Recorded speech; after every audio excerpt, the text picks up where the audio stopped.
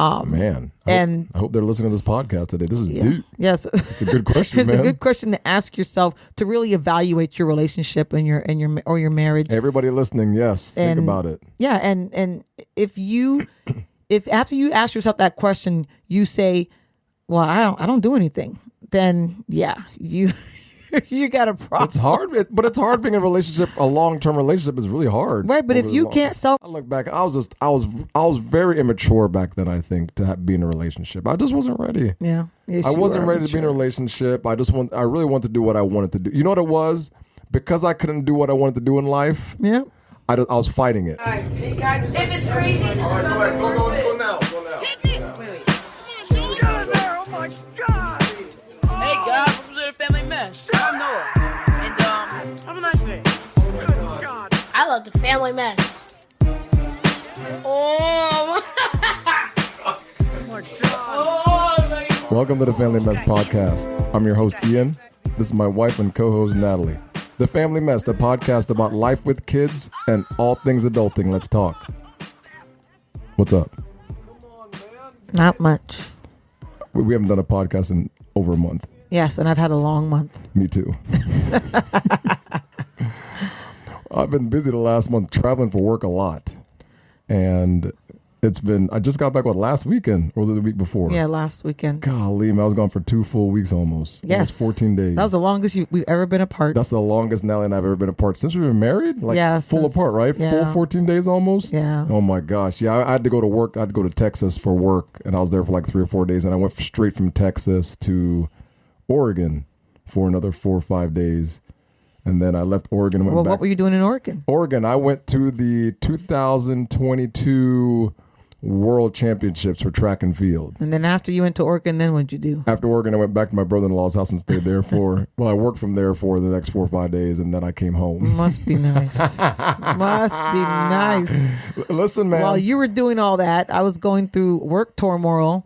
My mom getting COVID and having to go to the hospital for 2 weeks. I got a call from Natalie when my plane lands in Texas for work. It was Sunday. I got a call. You're like, oh crap. No, it was Monday. Monday morning was when my mom got. Yeah. Was it Monday? I thought it was Sunday. No, I know for a fact it was Monday. That's when the aid comes. I thought it was Sunday. No, it was Monday morning. So I get a call from Natalie, and I'm just there the first day of work, and she's like, my mom, Ian. I'm like, oh crap. I said, I got to fly back. And she's like, no, just stay there. And I didn't know what to do. It was just that whole couple of days was just chaotic with your mom not knowing what was going on, right? My mom's 86, and I talked about she has dementia. So when we get there, when her aide got there on Monday morning, and they called me, her and my dad, and you need to come over here because we can't get her up. So when I got there, her face was looking all droopy. I swear I would have put money on it. She had some kind of stroke or something. Man. I thought for sure. I was like, God. call the ambulance. We have to call an ambulance. And even if we call the ambulance, on your street too. Nobody gets in the action. We don't ever get in the ambulance, right? Because you can call and they can assess you, but you don't want to get in because when you get in is when they're going to charge you all that money to transport you to wherever you're going. Oh, it's expensive as hell too. But I was like, you need to call the ambulance and they needed to come take her. So they took her in and they did all these tests. And then once it comes back, they said later that afternoon that she has COVID. Oh, man, I can't believe it. You told me that. I was like, what? Yeah, COVID? I didn't even think of it. But the worst part about it was because I was exposed to her. I hadn't seen her in several days. Yeah. I hadn't been there. Yeah. And I just gave her a ride in my car a couple days before. Remember, I had to go pick her up. Oh, yes. Yeah, because my dad couldn't pick her up from the day center. So... Yeah, so she, by then she had just been exposed, so she probably wouldn't have been, because you never got sick or anything. No, but I never got anything. Yeah, so the worst part was, after she went in the hospital, they found out she had COVID. I had been with her, so I was exposed. I remember this.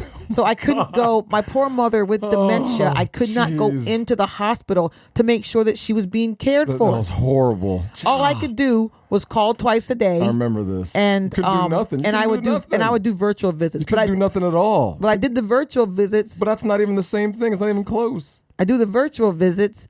But the thing with the virtual visit is she has the dementia, so she doesn't really know. She hears the voice, but she doesn't look at the screen and acknowledge it. Plus, she's half out of it because she had COVID. So then they thought she was gonna die, waste away because she stopped eating after a couple of days. She just stopped eating. She wouldn't eat. She wouldn't take her pills. And they're like, oh, she's, Well- basically we have to give her a feeding tube or she's going to die. Well, the funny thing is, hospitals all assume all patients do the same thing. So they assume, the patients does this, so they're getting ready to probably pass away. So Right.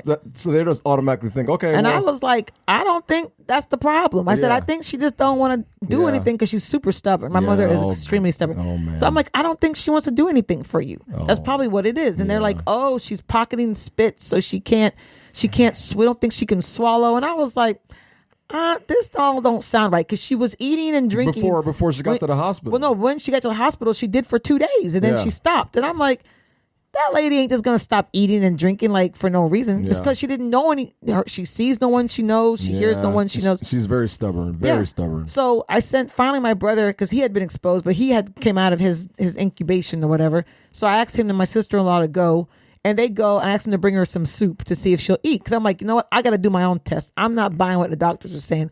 So when they go, she drinks up all the soup and she ate like everything. And she don't even have her teeth in. My mom she has like partial. Dentures, yeah. She has partial.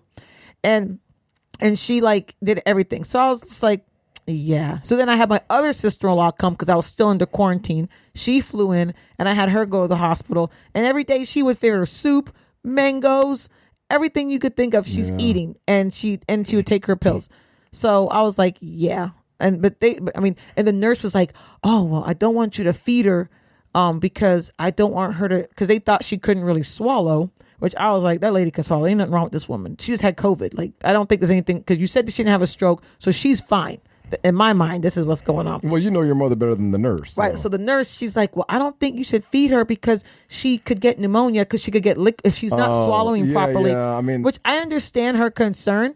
But I was just like, this is not the case. I don't think this is so. So the nurse ended up letting them feed her, and then she realized that she didn't know what the hell she was talking about, and that my mom was fine. Yeah, your mom's fronting, boy. Yeah, she got a dementia. She's like, in the later stages of the dementia. Yeah, but overall, she actually spent 2 weeks in a bed without walking, which is crazy. Yeah. So now she's having to relearn how to walk, but she's doing better. So that was my 2 weeks. Plus I had work stuff that was going on and I lost some work and I was sad and upset. Natalie calls me and tells me I don't think I get her be happy one time I was gone on that trip. But I had to do everything. I was having to call the hospital for my mom twice a day, Natalie, do the virtual visits. I know. Natalie, make sure there's going to have to come a time when you have to just ease up some of this stuff because you just do so much, man. I'm worried about you. I did what I could. I worry about you every day, man. But I wasn't stressed. Like, it wasn't that stressful. The thing is, you say it's not stressful, but it is stressful. It's very stressful. Well, it was a lot because then I still had to work. I still had all these things I had to do. Just because you're saying it's not then I got to stressful, feed the kids. you're telling yourself it's not stressful. That was funny. I had a lot to do. I got to feed these damn kids. I did. I had to take care of the kids. These I had to kids, drive them back we don't and have forth. kids. The kids can feed them themselves. You don't have to feed them. They can find Well, food I need and them to feed eat proper themselves.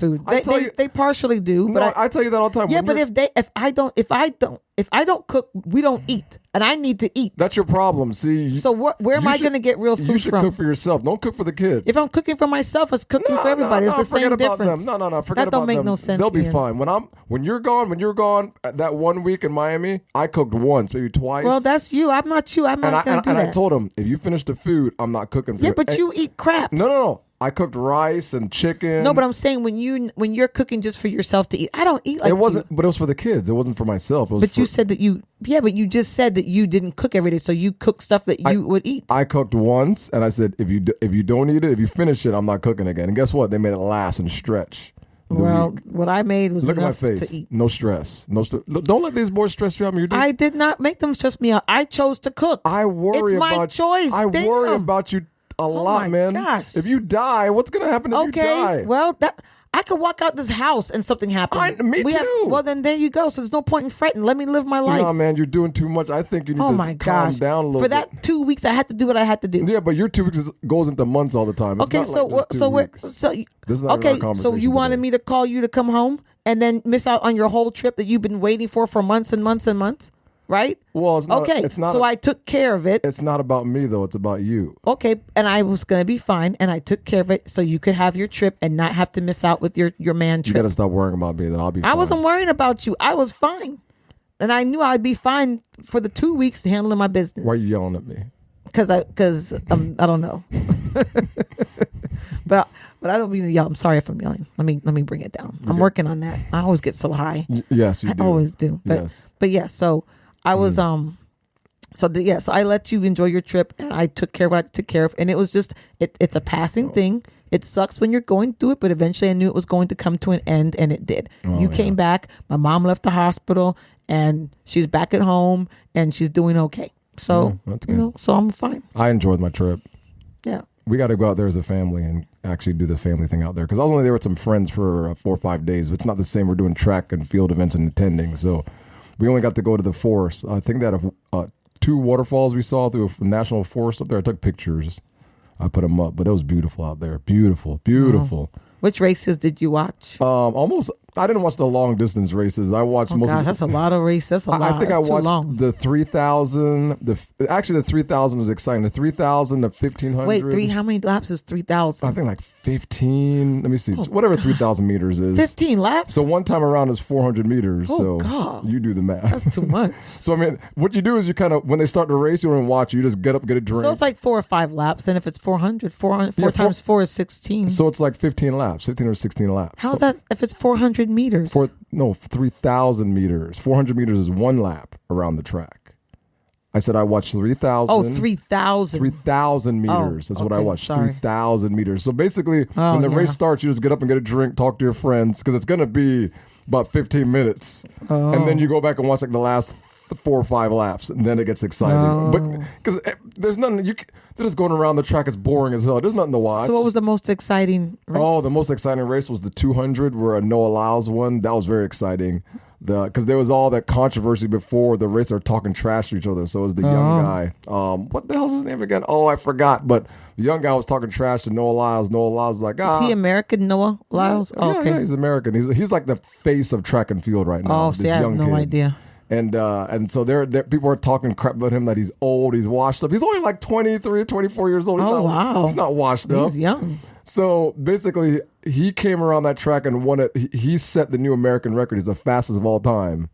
Oh, yeah, that's right. That's the one that beat Ben. It's not Ben Johnson. Yeah. Is that Ben Johnson? Yeah, okay. He broke Ben Johnson's record. Oh. So, and what made it great was I saw it live, and at the end he rips his shirt off, and of course that's the picture that you see all over the magazine covers, him screaming and ripping his shirt off. It's like iconic image.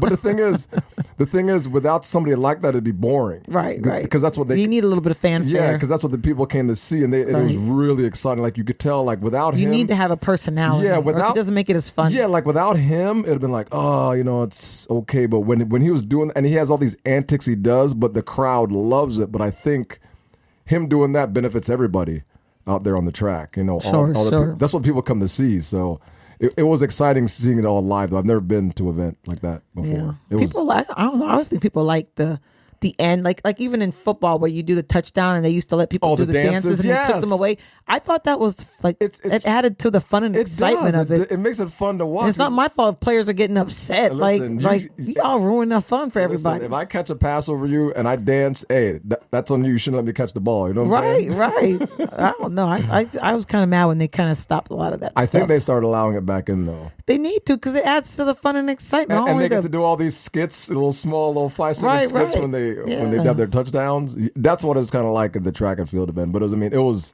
the track and they had the javelin, the high jump, the pole vault. It was seeing it in person is totally different than seeing it on TV because there's no replays. Right. You just see it at the event. You're just seeing it as it is. So it was really fun. I had a great time.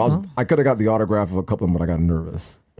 I got real nervous because you see them on TV. Okay, I'm kind of lame. I'm like, what the hell is the point of an autograph? I don't know. Why? What is the point? I guess you just get it just to say I got it. But what does it do? It's just the person's name. It means I'm like, what is it? I get if you put it on a ball but if you just put it on a piece of paper. But I think a picture is better. This one guy was smart. He got tickets right to the front with it. After the race, the athletes would walk by in the front, and if you put your hand out, they give you 5. He put his camera out, and every athlete that came out took a selfie with him and the camera. That's worth a lot because that's a Oh. real picture. You know what I mean? That's Right, going right. down. You get to save that forever. Right. And we watched him, and he took pictures on every athlete that came by. He took a picture. Oh, So I'm well, like- that I could see. I'm like, damn, that's a but smart just guy. like signing a piece of paper, I'm like, what is the point of that? I just Well, never. That's what you do when you're famous. You just sign autographs, man. You never know. I just don't get the point of You an art. gotta Like, get why do your- I need your signature for? Like, that's just me. You I got to don't get your understand. 5 minutes of fame. So if somebody wants your autograph, give it to them. I know, but I just don't understand why. Like, what does it even do? Have you given your autograph to anybody ever? No, and I've never really asked anyone for an autograph. I'm like, why do I need an autograph for? I'm gonna ask no. Like, I seen you, I talked to you, or I'm gonna ask Noah and Samuel for their autograph because they're gonna be famous one day. I don't know. Like, I don't see the autograph thing. But, Oh, but man. that's just me. That's Yeah. just me. So, real quick, I'll do my 5 minutes. of Oh pounds. damn! I forgot about your damn 5 minutes. Yes. How are you doing with that? I made my first goal. I'm under 200, Okay. which is a lot. I know, but it is what it is. You're getting there though. And so now I'm like another 3 pounds under 200. That's good. Yes. And you've maintained it. Yeah, and I lose a little bit. Okay, good. Me and the scale fight every other day. Dude, Every day. I'm gonna throw that damn scale away. That thing's stupid. I I need hate the that thing. scale. But my next thing is, which I've been meaning to do and I just haven't, is to God. get the weights going. Because if I do the weights and I do my run, then, the weights will help me with You're looking at my face, right? building muscle and You've got my and face. burning calories when I'm not exercising. So, but that's my next step. But I'm doing all right. If I put that thing together in the garage and clear out all the weights in the front and just make that like a little weight thing, would you use that? No, Okay. I'll just keep it in the corner then. I already know. But you got too much crap in that garage anyway. So. Did you hear what I just said? I said if I clear out the front and set up the weight machine right there where you just have nothing Yeah, but room. you got too much. There's no way to clear out all that junk. Natalie. You got too much junk in Natalie, there. I can that's what I'm saying. I can clear How many it out. times we clean the garage and it gets right back No, to where you it don't was? clean a damn thing. I clean the garage. You just watch. I Okay, clean fine. it. How many times you've cleaned the garage and it gets back to square one? That's not after my you're done? fault. Well, let's talk about our topic then. If it's not your fault, right? What is one mistake you made in your marriage that you don't want others to repeat in their marriage or relationship? Wow. Yeah, not knowing how to properly clean the garage. That ain't no mistake. It is because I'm bothered by it. I can't barely walk through there. That's your fault, dude. You don't have a hobby. That's your problem. That's all right. So, you got anything in mind? What's your mistake? What is your one mistake that you've made in our marriage? One mistake? that you wouldn't want others to repeat. So it's a big deal. Oh gosh. Or something that you realize it had a huge impact. I think the one mistake that I really made in the marriage that I would tell others not to repeat is to really spend time in the marriage early on in the years. What you mean? Like spend more time developing the relationship. Don't just go out on the whim. You know what I mean? Like with me and my bodybuilding, I took it and just kind of ignored you and let you do everything. Oh, I would, there's more than the bodybuilding, but okay. yeah. I mean, it was everything. It was more, the bodybuilding was something I did, but it was just ignoring you and not putting time into a relationship and letting you do everything. I think that was wrong, and I think that if it wasn't for you, we'd probably be divorced right now. So I think that was a huge mistake by me being super selfish, and I'm working on that. You know, I have a lot of issues I'm working on with. You know, I'm seeing a counselor right now. Good job, Ian. Go on, do that. Yeah, I finally took Natalie's advice, and it wasn't her threatening to leave the marriage. It was just me saying, Oh, you know I gave you a partial ultimatum that I was dead serious I know, about. but I don't even care about the ultimatum. It was really me wanting to change trying to figure out why I keep repeating bad habits. That's what it was, because I was tired of it, didn't know what was going on. So I've been talking to a counselor, and it helped. Oh. So it's going to help me. So that's helped you. Yeah, and I'm going to keep talking to him. I think it's because I don't know what kind of trauma I've had. I think he's kind of pointed some things out in me that's happened that I thought were just normal things growing up, but they weren't normal at all. Like when I told him these things happened, he was like, "Oh, those happened to you?" I'm like, "Yeah." He's like, "Oh man, that's tough for a kid."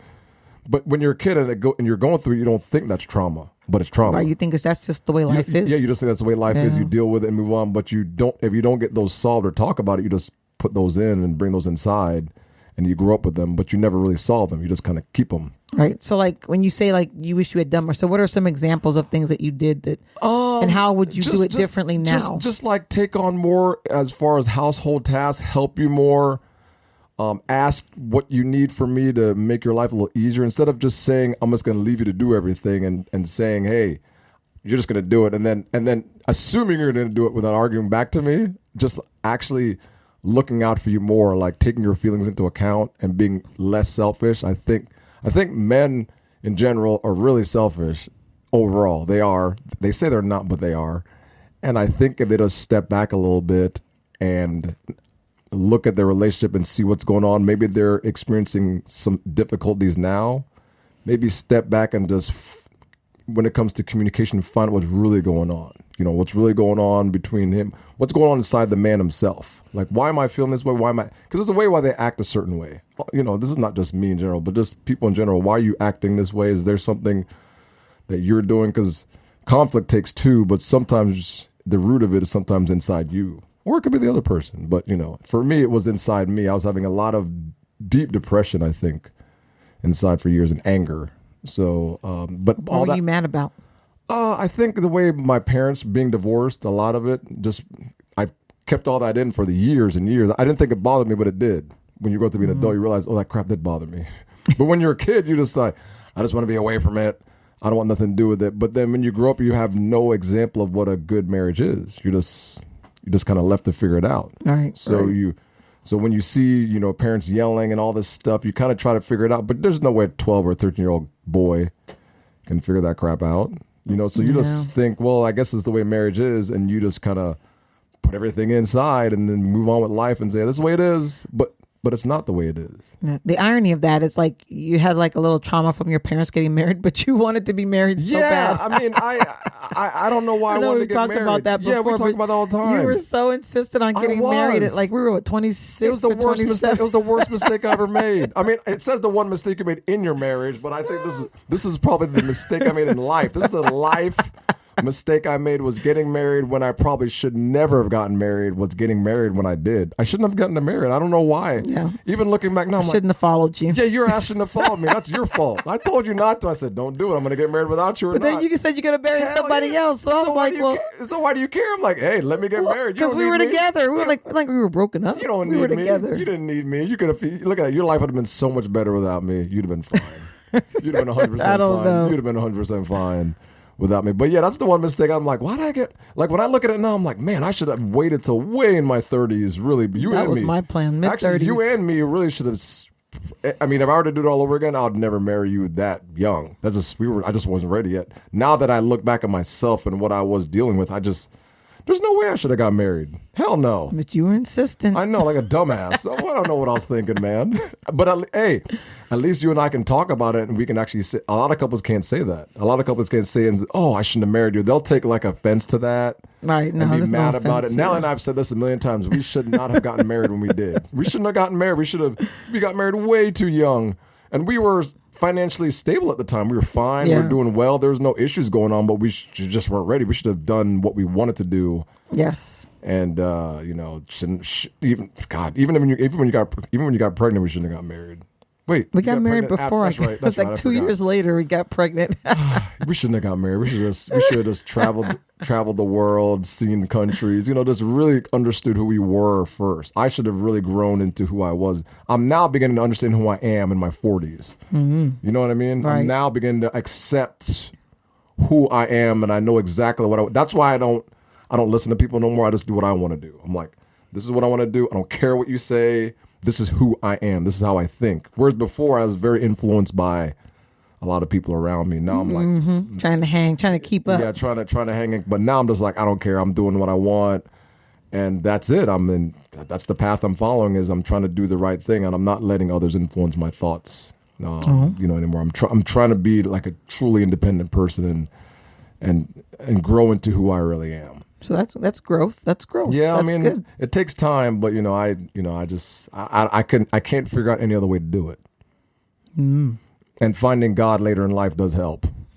Well, it helps you kind of be more centered and caring. Yeah. And you see the world a little bit different as you get older, and you see people more. Yeah. You begin to see. I don't even know how that. I don't know if that's the right word to see people, but no, it is. You see a different layer of life. Yeah. Like you're not seeing surface level anymore. Correct. You see beyond that.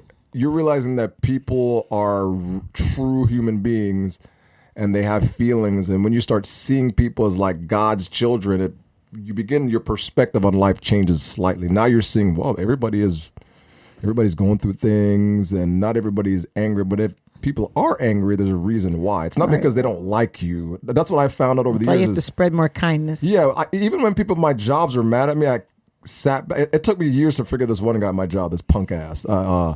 It took me years to forgive him. I can call him punk ass now because I held this grudge against him because he like almost got me fired from my job, and he was mean, this nasty guy. And every time I saw him like around town, I just wanted to destroy him. And then, and God would tell me, hey, you got to forgive the guy because you can't go through a life of this hate in your heart, because you can't really say you're a follower of Jesus and have this hate for somebody. Right. I know. But I think a lot of people do that though. They just go through life saying they go to church and they're followers, and they have this hate for people or just don't like or angry with people. You can't do both. You can't be angry and then and take another path of following God. So I've learned how to forgive. It's difficult though. You don't forget, but once I forgave the guy, once I really forgave him, the next time I saw him, I was like, hey, what's up, man? What do you want to do? And let bygones be bygones, and that's it. You can't hold on to that anger crap. It kind of destroys you over time. Yes, and you digress. Yes. I don't give a damn. Get you back on. But I already told him my mistake was, what was my mistake again? I forgot. Your mistake was not paying more attention to your marriage and how to be helpful. Yeah. Because that was always a big thing. Now I'm by myself. I'm doing everything. Because I did everything. Yeah, I did all. She did. I totally regret that to this day. I feel super bad about that. I just didn't like who I was when I was younger. I definitely would say you have improved, and you're, we all have things to work on all the time. I'm trying, man. All I can do is try. But you have done a lot better than it was. I'm not just all alone trying to do everything. You help cook and I'm trying. Take care of the kids and do other things. I'm trying to do more and just be involved more, and I am. It's tough, but I know if I don't put in the time and the effort, it'll be worse. So because people always talk about their wives, or they're always upset, or they're always this and that. But a lot of it is just because. That's one thing I talked about before, is that mental burden. Yeah. And women, we carry a lot of mental load. And the more, your person in your life can help you, and by doing things without being asked to do them, like if, dirty clothes, or, kids school talking and emailing the teachers about if there's a problem, without her having to be like, oh, can you email the teacher, or can you, helping with homework without having to be like, can you help the kids with their homework while you're sitting there watching TV? That kind of thing. So, if you feel like your wife is a nag, like, oh, there's a lot of guys. There's a lot less nagging. Nag. Right, but do I nag a lot less when you help? But it was never nagging. It was just that I just needed to help more. I think if I would have just done that, it wouldn't. But a lot of people call it nagging. Because it seems like nagging, because you all talk too damn much sometimes. So it does seem like nagging. Damn, you talk too much. Right, but when you help, is the nagging gone? Like, is it minimized? Yeah, of course. Because there's less stress on you, and you don't have to worry about, that's one less thing you have to worry about. Right, so that's my point. I guess you're right. Yes. So, but so for me, my one mistake I made that I would like others not to repeat is self-awareness, self-reflection. Okay. And I got this question because I was in a Facebook group, and I was like, oh my gosh. And I thought about it. I was like, oh, yeah, because I used to always blame me for everything. Like, and we went to therapy. I was like, oh, it's just him. If he would do this, this, and this, then everything would be fine. He is him. And then I had to look, when you were like, oh, I don't feel like a man in my house, I remember that. I was just like, eye roll. Natalie always changes her voice and makes me talk like I'm a dumbass. Do I sound like that when I talk? Similarly, yes, you do. Oh my God.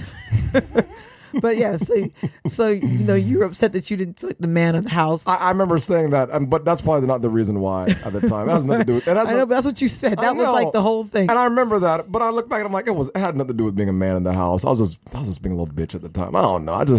I look back. I was very immature back then. I think to be in a relationship. I just wasn't ready. Yeah, yes, I wasn't ready to be in a relationship. I really wanted to do what I wanted to do. You know what it was? Because I couldn't do what I wanted to do in life. Yeah. I was fighting it. That's what it came down to. I don't get to travel the world. I don't get to work on my cars as much as I want to do. I don't get to play soccer anymore. I got to raise these damn kids and have a wife, and that's what it was. I just didn't want to do any of that stuff. I just wanted to do what I wanted to do, and that's what the truth is. No. Well, but for I me, mean that happens with a lot of people. That even though you were doing what you were doing, I still played a role in the problems that we had. So I had to look back and like really think about, okay, and then change some of my behaviors. I have to, I don't have to change who I am. Yeah. I'm still myself. Yeah, but I altered the behaviors that were not productive to our relationship. Yeah. And in order for me to do that, I had to look at myself and accept the things that I do that aren't good. You know, I mean, I was talking to a younger person and they were like, well, I'm who I am and that's who I am. And they're not changing. But, you know, that's not how it works. They don't know. You will never have a good relationship if Yeah. you take that perspective. Yeah. You always play a role. Yeah. Unless the person's like beating you, you know, like, you know, or emotionally abusing you, Yeah. that's different. Yeah, but any of other circumstance, you play a role, right? You are doing, I agree. if there's a problem, you're contributing to it, right? It's a relationship as two. So Right. It's not just one person. Right. So if one person yells, if you don't yell back, there's no argument. But if you yell back, there's an argument. Of course. So, you know, it's all about you and your behavior, your actions, your thoughts, not the other person's, right? Yeah. And that was for me like a huge thing that I was able to look back and say, you know what, even though when we first went to therapy, I was like adamant that it was all you. And that guy was like, Yeah, man, she hurt me. She said some meaningful words, man. I was hurt, but because she was in pain too, so I deserved. But she said some hurt. I was just hurt so much. I feel like such a loser in our therapy sessions. I'm such a loser, man. Damn. but we were, like I said, we both had to grow. But, you know, so the thing is, you know, I talked to a lot of young people with their relationships, and I see it a lot where the person can't grow and mature, and you can't have a productive relationship without maturity. Yep. And if it's everything is always about the other person, and I see older people who have the same problems too, but if everything is the other person, then your relationship's not going to ever thrive. You will never be happy with I that agree. person. You won't be as content as you will be. You will be in scorn and not content, but you will end up being in contempt of them and scorning them and resentful because you're not getting what you want, but at the same time, you're not putting in what you need to put in. Damn. And everybody always looks at like me. I'm not getting, but what are you putting in? Right? What are you Very true. giving? That person's asking something. That person's asking you not to yell at them anymore, right? I used to yell at you. I had to stop. You hurt my feelings, man. I used to cuss you out. What I used to do. Natalie used to curse at me, but I curse a little bit more now because kids have taken all my life away. But you don't do real cursing. You just Yeah, say I don't. but I used to say words. Oh God, Natalie used to curse. It just Because don't know. I learned- Why did that bother me so much? because you said you were yelled at as a child, and it didn't. You didn't like that. I still don't like Because it. every time if I want to talk to you about something, it's you say, "Oh, I don't want to argue with you." I'm like, I'm talking. I ain't arguing. I grew up in a household with nothing but yell. All my dad did was yell the Right. whole damn time. Right. So, but I grew up where my parents would yell when they get in an argument. They would cuss at each other. Oh, well, that's so where I you got learned it to from. cuss. Right. So I had to stop because it's not productive. You know what? It's not productive. It's so hard to stop all this because these patterns repeat in families over time. Sure. I mean, it's not something that just stops. These patterns are from probably generations. Right, If you look right. at the same thing that we're doing now, we're not doing anything different than our. Well, yeah, great- just the way I picked up my mom's cursing. Yeah, I mean, I'm sure her mom. And I cursed didn't at her. intentionally Yeah. pick up her cursing. Just one day we got into an argument, and the words just started flying out. I was like, damn. I looked at you. I was like, who did I marry? Damn, this is. No, we were dating. This is when we were dating. We weren't Really? married yet. Yeah, this is before we were dating. Did you say the F word to me? Oh yeah. Did you? Yeah, but I don't talk like that normally. But when I would get upset, it would come out. So then when you're like, Natalie, I don't like when you. I hate when you do. And you hate when I do the voice, but I like it. Oh my God. I don't like when you talk to me like that. I don't sound. And then I'm like, oh. And then you're like, well, I can't go on we can't do this if you're gonna keep talking to me that way. I said that? Yeah. Really? That's when we were in college. Oh, shit. And so then I was like, yeah, that's really Man. not a good behavior. It's not productive. I kind of remember saying that in college, but I'm Yeah. sure we had the conversation. So that was one of the first things I changed, but I altered. man. But when we got married, it got even deeper with what I Yeah, have, yeah, the of course. altering Interesting. and the not blaming you for everything, but looking at myself and how I contribute and how I talk to you and how I, all the different things that I did that contributed to the way that you came, you interacted back with me. Yes. Right. So, that's the one thing I would say. Definitely self-reflection. And if you are in a relationship and you can have that self-reflection about yourself, honestly, it will make a huge difference. Did you touch the thing on the floor? I No, think I did. My ears went out. I think I did. Sorry. One of those days. There it is. Okay. So we got a couple I'm little gonna have to fix that. couple Get it- glitches in I'm here. about to get a new one of those damn things. Go ahead. But yeah, so that's pretty much it for me. I just feel like, it's a good question to ask yourself. Man, I hope they're listening to this podcast today. This is deep. Yes, it's a good question. It's man. a good question to ask yourself to really evaluate your relationship and your marriage. Everybody listening, yes, think about it. Yeah, and if after you ask yourself that question, you say, "Well, I don't do anything," then yeah, you got a problem. It's hard, but it's hard being in a relationship. A long-term relationship is really hard. Right, but if you can't self-reflect at some point, you haven't matured in your relationship. Yeah. You have to be able to self-reflect and alter what's not working for your relationship to thrive. Yeah. I mean, if you've been in a long-term relationship, you're going to have issues. And you got to be able to talk, really find out what the root of the issue is. Right. And kind of talk about it. And you're going to think, people are going to say, or the person's going to say, oh, well, you do this. And you're going to be like, oh, I don't. No, I don't. But when you do that, you're deflecting and you're not willing to stop. Instead of saying, no, I don't, say, maybe I should think about that. Okay, that's how you feel. Fine. Take that and then go and think about it. Like how, or ask for an example, how am I doing that? And then really think about what you're doing and how it can alter and hurt your relationship, instead of thinking, well, I'm who I am and I'm not changing. You're not changing me. No, there's a lot of people that think that. Oh, yeah. But there's a lot of people that say what you just said. Oh God, yes. And I say that because I've talked to many of them. Really? Oh gosh, yes. A lot of people say that. And I'm just like, that's why you ain't happy in your relationship. And they always have relationships that suck. And like you can see, like I just look at it like this. If I'm going to be in this thing, I need to be happy. Of course. I am not going to be with you and not be happy. Yes, we have moments and times, a couple of days here and there that, like we get in an argument or whatever. But overall, I am happy with you. And I just wouldn't want to live my life with somebody. You spend all that time with somebody who you don't have a deep love for. To me, that's just a waste of time. That's me personally. Yeah, because you're not growing together. You're just there, but you're not really into the person. And you always have this almost like resentment in a way sometimes when you're around them. So, and that resentment's built because you haven't self-reflected and they haven't self-reflected, and you both haven't been willing to make changes in your behavior to help the other person. It's selflessness. Both people have to be willing to have some type of change to really make their relationship work. Long-term relationships is very difficult.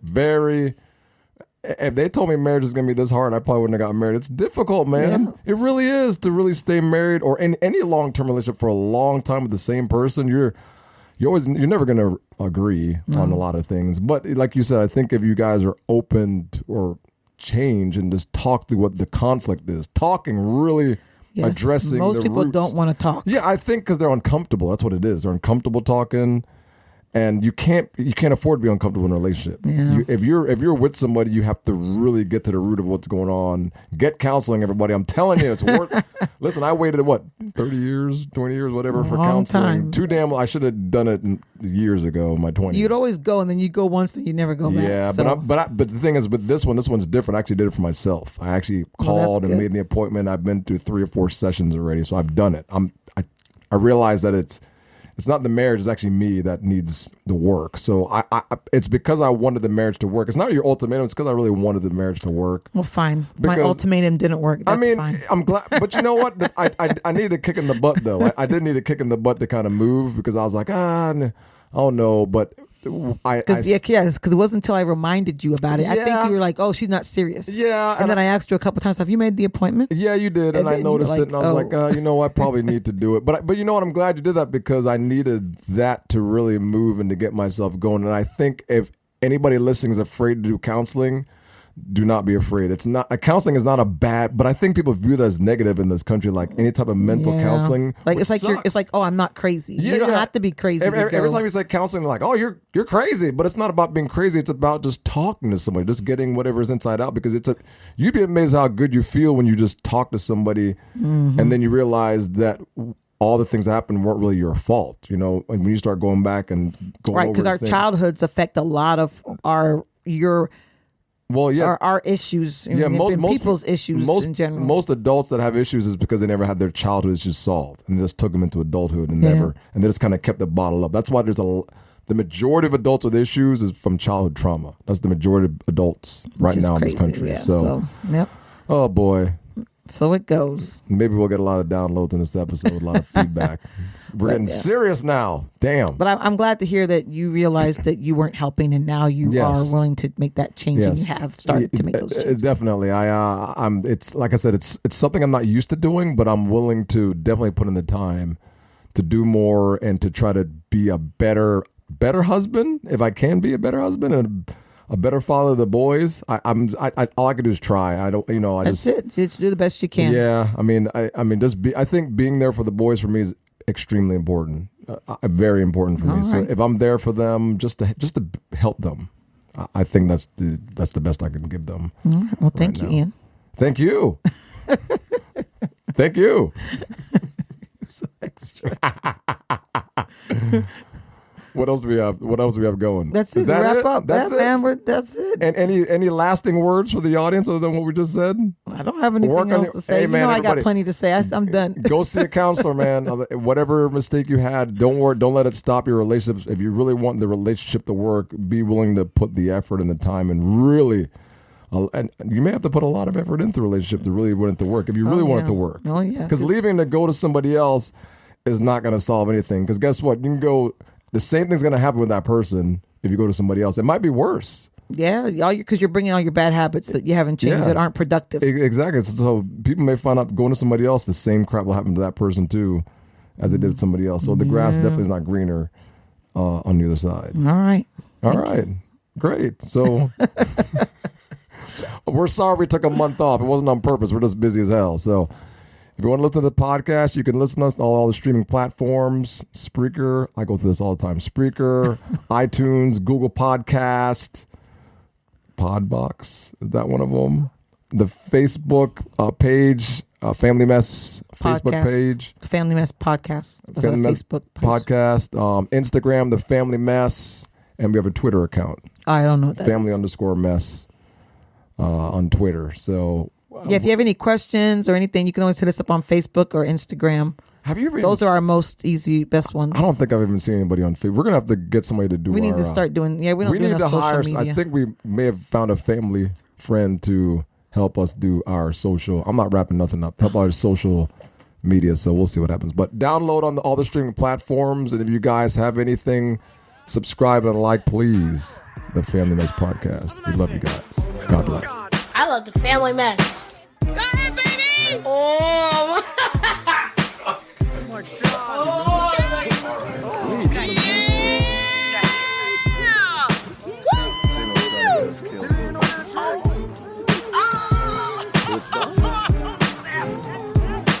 Mess, family mess.